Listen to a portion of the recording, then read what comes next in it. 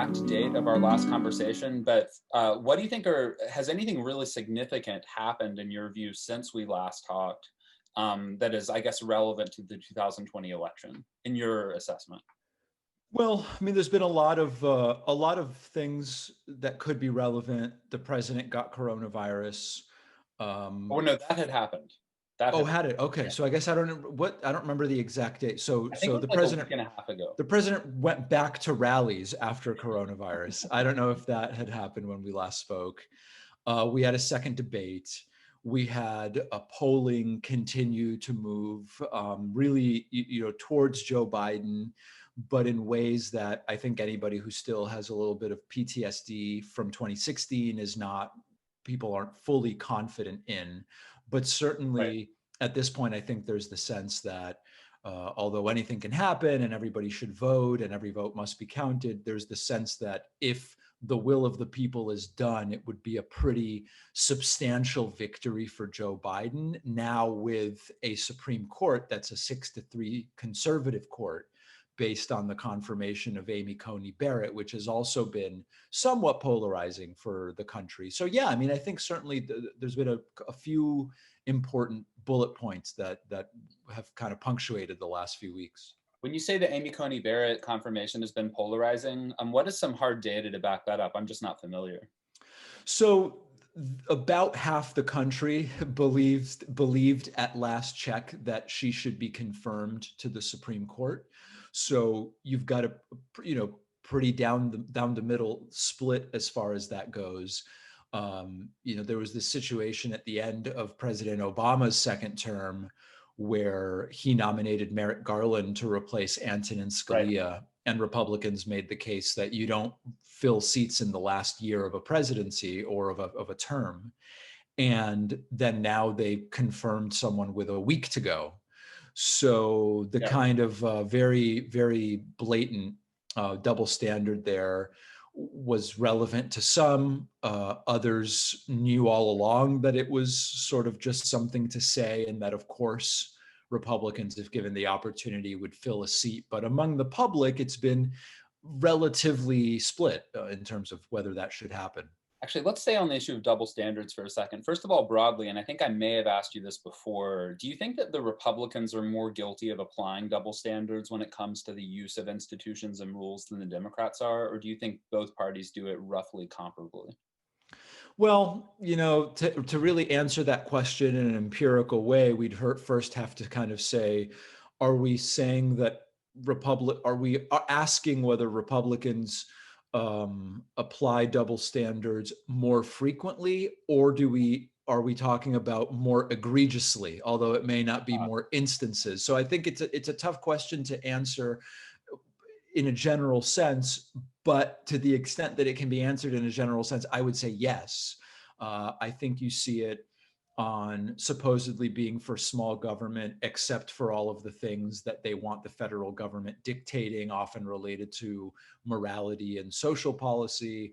It comes to debt and deficit, where reducing the deficit in order to start paying down the debt is the number one priority. Although, to be clear, and I'm sorry to cut in, I'm referring more to playing constitutional hardball, not so much like programmatic hypocrisy, but more like using the rules in order to defeat the other side. And I guess what I was asking is, like, do you think the Republicans play constitutional hardball to a greater degree than the Democrats? I guess I'm unsure what falls under that umbrella versus the kind of examples I was looking at necessarily. But I think generally speaking, yes. I mean, I guess when, I guess we would have to talk about what you mean by constitution. Yeah, sure. So I mean things like, for example, like an example of constitutional hardball would be employing the filibuster, not because of some principled belief regarding how the filibuster should be used, but just using it because you can in order to defeat the other side in the short term. It might be impeaching the president on grounds that you might not apply to a president of your own party. It might be holding executive appointments, again, in a way that you might not do to your own president. Again, so just kind of using the rules against the other side, playing hardball against the other side in order to defeat them in the short term. I think it's a pretty common argument that the Republicans do that more than the Democrats. But then some people who are more conservative will argue that, well, the Democrats have done it in their own ways too. For example, they politicized, Supreme Court nomination processes going back to Bork, that they engage in judicial activism. In other words, that they use tactics that can't really be defended in principle, and they're really just doing it in order to advance an agenda or gain a leg up on the other side. I don't know if that's clarifying. But there seems to be debate about whether the Republicans are more guilty of that or if the Republicans and Democrats are equally guilty of that. Like, I know people who believe both. Yeah, I mean, almost nothing is equal on both sides, right? Like, just in a world as complex as the one we live in, the odds that it's 50-50 are extremely low just from a sheer mathematical standpoint. So I would say the answer is no, it's not equal, but really it becomes a debate over specific instances and the degree to which it takes place. I mean, I think this gets to something that more and more people on the left are now talking about, which is we should be playing harder ball, right, but still feeling okay that we're not stooping to an immoral level, which I think is very important. If the left only wins by stooping to the moral depravity of the right, I wouldn't feel good about it. But if you're talking about things like, listen, I'd like to change the way politics are financed. For as long as politics is financed the way it is now, then we need to figure out ways to use money to win, because otherwise you're just going to lose. Right. Expanding the court, which is now a topic. Expanding the court opens up the possibility of a slippery slope where anytime one party controls the House, Senate, and White House, they just add 2 or 4 seats to the Supreme Court. It's relatively rare that the same party has the White House, the Senate, and the House. And given the double standard that Mitch McConnell has applied to Merrick Garland versus Amy Coney Barrett, I would feel fine doing something that is constitutional, which is expanding the court. And I think the left needs to really look at using what is allowed to its full extent. Yeah, and I mean, setting aside one's partisan affiliations, if you're one party and the other party is engaging in constitutional hardball and you're not, it really is a difficult problem, because it is important to try to solidify these important informal norms, these democratic guardrails. And so if you participate in the problem, you're actually participating in the erosion of the regime to some extent. On the other hand, if you don't participate, you're a sucker. So it's a really difficult issue. I agree. I think there's a big difference, to maybe make a final point on this. There's a big difference between saying, we're going to do what the Trump family has done through self-enrichment and bringing the Secret Service to their own hotels every other week to funnel money into their pockets. That's not electorally advantageous, right? There's no bigger win. That's just being as corrupt as they are. So like that, I would be very much against. Expanding the court constitutionally as a direct reaction to their hypocrisy on Garland versus Barrett, I think is very much reasonable. So I don't want much of our conversation to be taken up by the following question, but it's just related. And so I'll ask you quickly for your opinion. What was your view on impeaching Trump? Did you support impeaching him? Well, by that, do you mean the impeachment or a vote to convict? The impeachment. The impeachment, I mean, so the question was, were the grounds for impeachment valid? I think the answer is yes.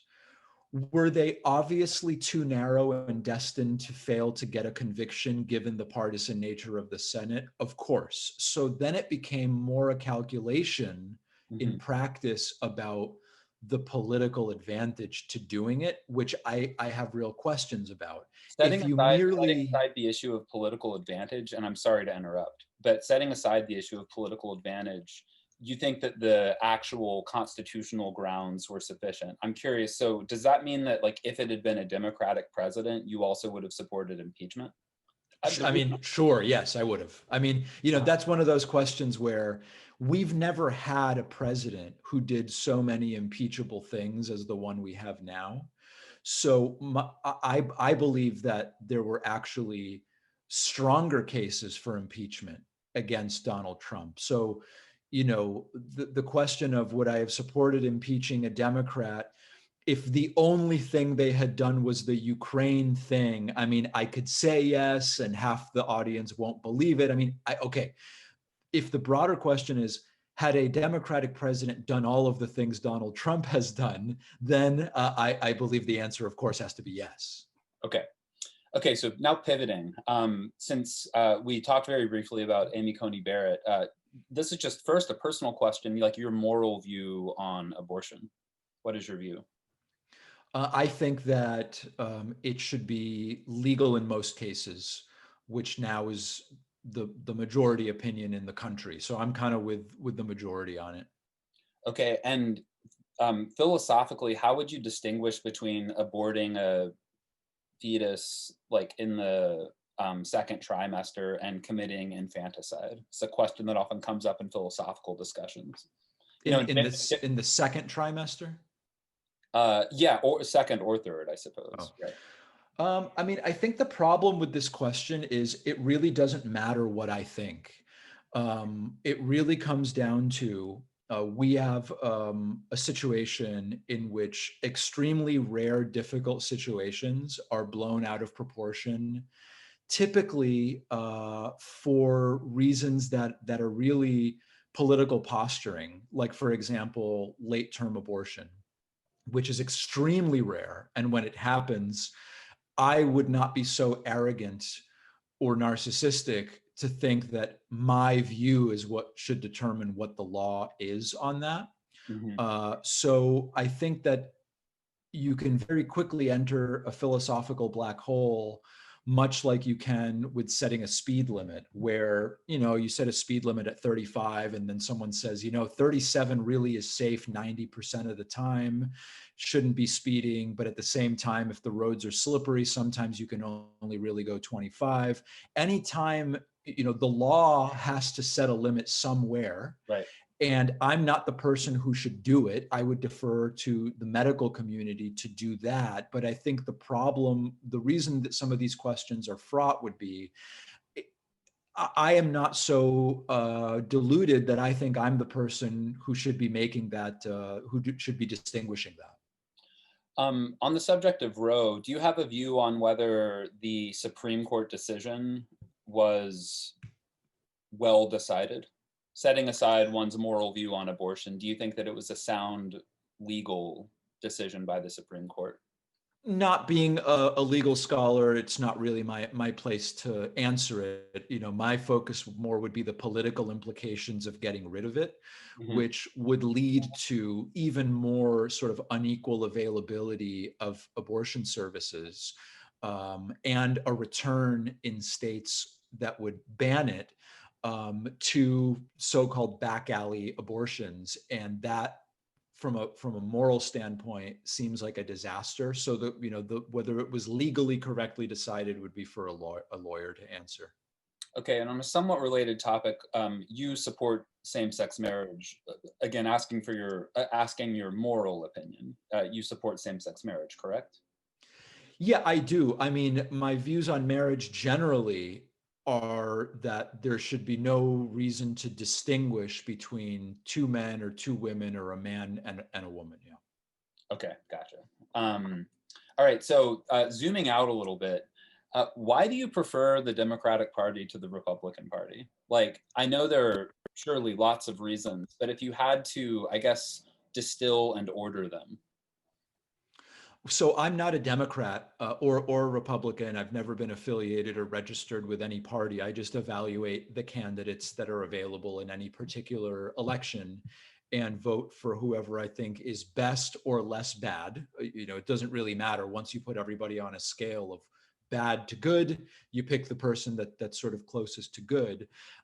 In recent history, the Democratic Party, while it may not always have the right solutions that I would prefer to every problem, they are much more realistic about acknowledging that the problems exist. And the Republican Party, particularly over the last 15 years, has really become an extremist farce that is laughed at globally, in terms of positions on climate change, healthcare, even now what we're seeing, with the pandemic. And it also has allowed religious extremism to pervade in a way that the Democratic Party has not. So all of that together has led me to vote mostly for Democrats in my adult life. Okay, so taking a few of those issues. So if I understood you correctly, you're like, you would say that, okay, you're independent, you're not a registered Democrat or Republican. Empirically speaking, historically, you've voted or preferred Democratic candidates, right? And if I understood you correctly, you said that one way of explaining why is that the Democrats at least acknowledge that there are these major problems that need to be solved, even if they don't necessarily provide great solutions, whereas the Republicans don't even take the minimal step of acknowledging the problems. And you said the Republican Party has become an extremist farce. And then when you were laying out the problems, you said, for example, climate, healthcare, the pandemic, religious extremism, just taking a couple of those. One of our recent guests, Alex Epstein, I don't know if you've heard of him, or Michael Schellenberger is another author who makes a kind of similar argument. They both have written arguing that there's too much climate alarmism and that actually there isn't much evidence that climate change is going to have catastrophic consequences for, contemporary civilization, and that actually a lot of environmentalist prescriptions are quite dangerous in their economic implications, given the degree of reliance on fossil fuels. They're also pretty puzzled by the fact that a lot of environmentalist groups tend to oppose nuclear, which is the only kind of scalable alternative, in their view, to the current fossil fuel economy. So I guess I just wanted to ask what your view on that narrative, that I don't know if this is the best way to put it, but that kind of anti-environmentalism narrative is, like, what your view on it is. Do you think they're wrong? Or do you think that the charge of climate alarmism is to some extent valid? So I'm not familiar with the second person you mentioned. I am familiar with Alex Epstein, and I think it's very important that people sort of understand his connections to the Ayn Rand Institute previously, who for moral reasons just doesn't want the government essentially doing anything. I've had people from the Ayn Rand Institute on my program. He's affiliated with the Center for Industrial Progress. And if you remember the cartoonish Republican Senator James Inhofe, who threw a snowball in the Senate in the winter as evidence that climate change is not something we should worry about. Alex Epstein has worked with James Inhofe. So, I think first it's very important to understand his connections. Now, again, my opinion doesn't really matter. What matters is that the overwhelming consensus of actual climatologists is that, at least to some important degree that we can control, human activity on Earth is impacting the climate. And, the term climate alarmism is a term that was developed by fossil fuel associated lobbies and think tanks in order to get people to doubt the science. So I think it's really important for me not to even fall into a sort of tit for tat that doesn't really make any sense, because the idea that this is a 50-50 debate is how the climate deniers justify their continued media appearances. And it's just not a 50-50 debate. Moving to the pandemic issue, are you pretty confident that if Obama or Clinton had been president when the pandemic hit, that the effects would have been far less severe? There's no doubt whatsoever. Donald Trump. Could you flesh that out a little bit? I will. Yeah. So Donald Trump yesterday said that this is almost over, The day before yesterday, we had a record 80,000 cases 2 days in a row. And we again surpassed 1,000 deaths a day. Donald Trump disbanded the pandemic response team, which Hillary Clinton never would have done. Barack Obama created it, so he certainly was not going to disband it. Donald Trump privately acknowledged to Bob Woodward how serious this was, but publicly continued to deny it, and generated everything from anti-mask ideology to even repeating most recently the completely bogus idea that doctors are lying about cause of death in order to make more money from the virus. So the question is almost laughable in the sense that the world has been laughing initially, and now they're just pitying us for completely failed leadership. If you look at the numbers on a per capita basis, we have the 8th highest cases per capita and the 8th highest deaths per capita. Almost anyone, I mean, any one of my high school teachers, given the opportunity to manage the response, would have just said, let's put the public health officials in charge. And just doing that and stepping back would have given us dramatically better results than what we have. Now, there will be people who say, but you weren't going to prevent any death. Of course not.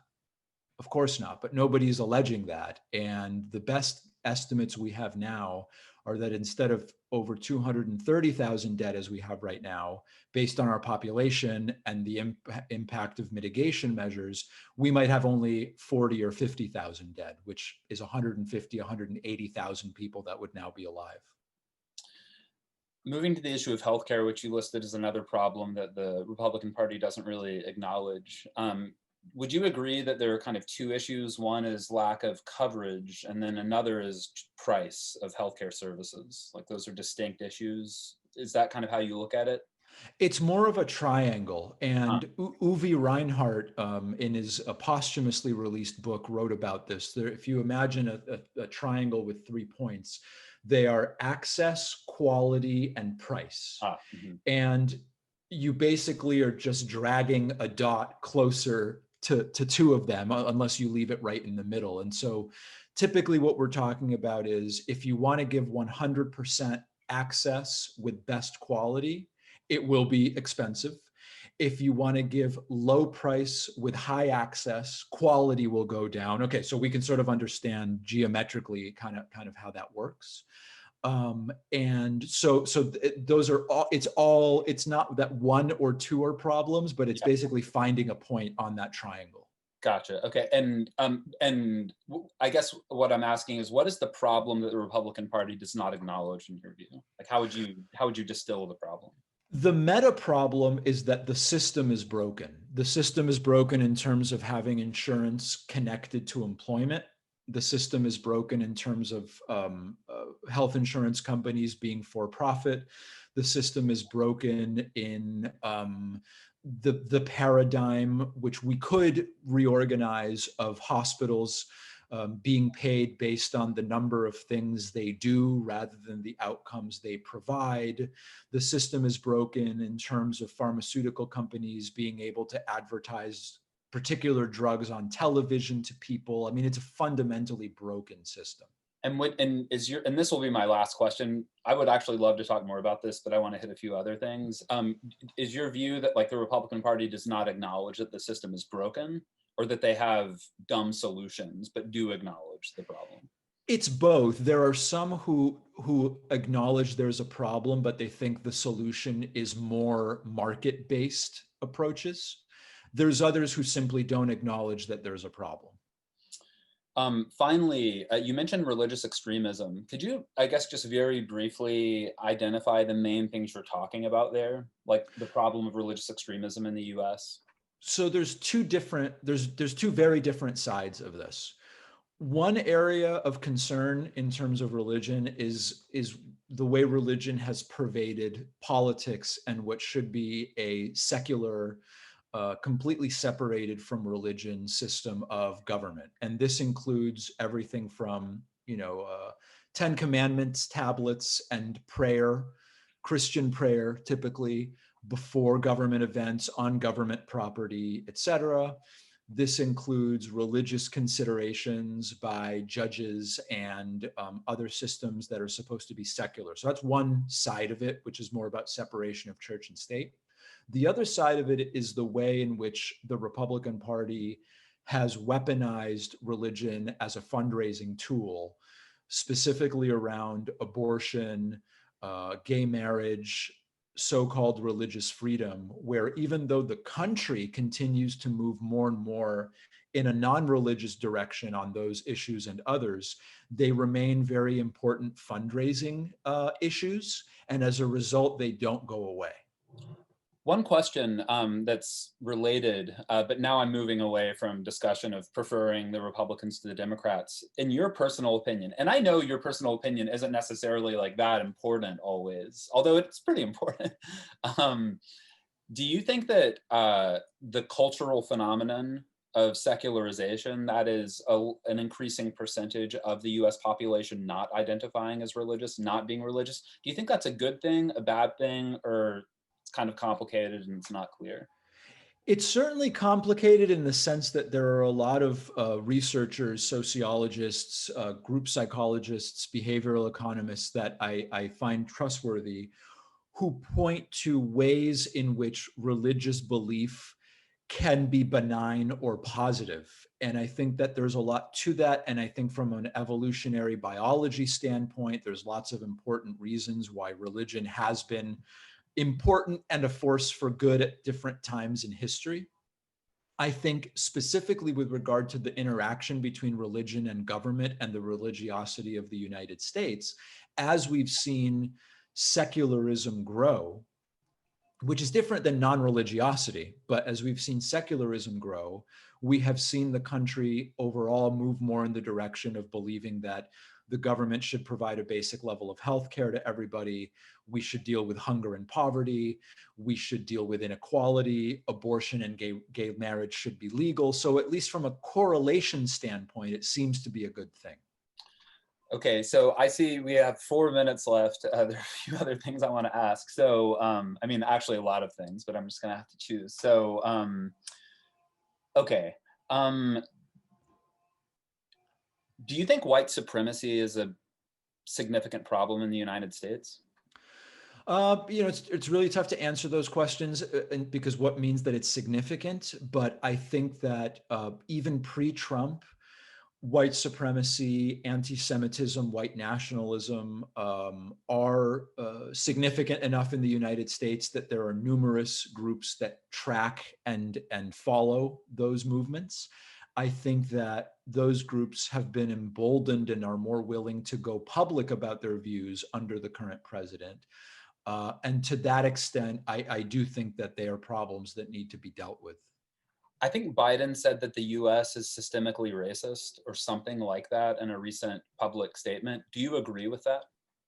Again, it's such a broad term that everybody defines it differently, but I do believe that there are still both vestiges in areas where there has been major progress and still parts of society which are structurally slanted against certain groups. Now, there are some people who will reduce it to class, and they are called class reductionists, and they say, were it not for the fact, in other words, some make the case that minorities are disproportionately poor for prior discrimination. The discrimination has been fixed, and now it's only because they're poor.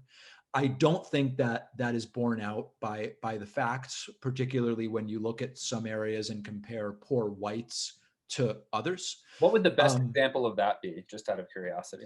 There's still a lot of, when you look at, just to pick something, I mean, we could pick so many different things, but if you look at a lot of cities and you look at public transit, you still have public transit systems that disproportionately don't connect Black neighborhoods as well as they connect white neighborhoods, which perpetuates the difficulty of holding certain jobs based on race. And it's not that anyone now is saying, let's keep Black people away from the jobs, but it is still a systemic issue where the reason folks initially were divided in certain neighborhoods related to overt racial discrimination.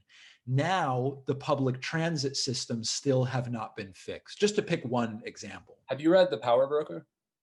I don't think so. Who Oh, wrote that? I mean, if you're interested in that topic, it's Robert Caro's book on Robert Moses, the unelected official who wielded just obscene amounts of power in kind of mid-20th century New York. But what you just described is very apposite. Okay, so just 2 more minutes here. Are you a feminist? Again, now with all these, hate you've these got broad questions. second wave feminism, third wave feminism. I am someone who is against the wielding of identity politics as a cudgel or to suppress speech or to shut people out. I also recognize that there is still gender discrimination in our society.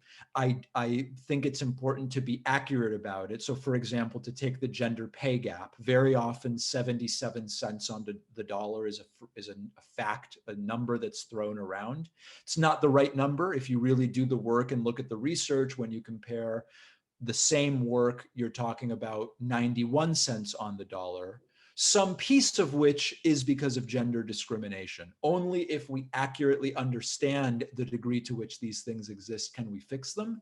So, I mean, sure. I mean, I guess I'm a feminist. I don't align with so-called third wave feminism. I'm more about, let's look at an individual issue, identify it, and figure out a solution.